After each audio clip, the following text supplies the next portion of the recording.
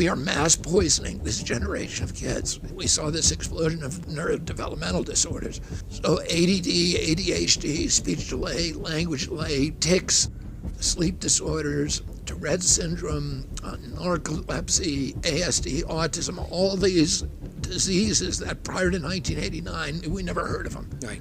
We didn't know anybody who had them. And then all the autoimmune diseases suddenly exploded that year. Juvenile diabetes, rheumatoid arthritis, these exotic diseases like Crohn's disease and lupus. Suddenly everybody, all these kids are sick. And the allergic diseases suddenly appeared. Again in 1989, or in that area, early 90s, peanut allergies. I had 11 siblings, 70 cousins. I didn't know anybody with a food allergy. Why do 5 of my kids have these anaphylactic allergies? Why are there EpiPens in every classroom? Why are there albuterol inhalers? Asthma exploded.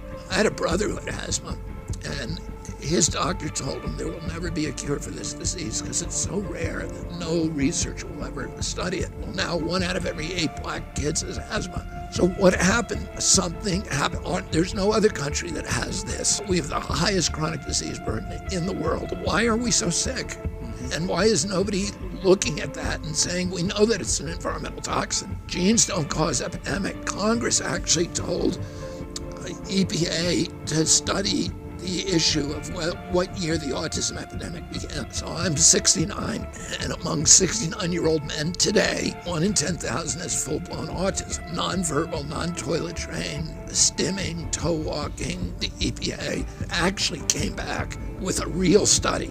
And what they said in that study is that 1989 was a red line.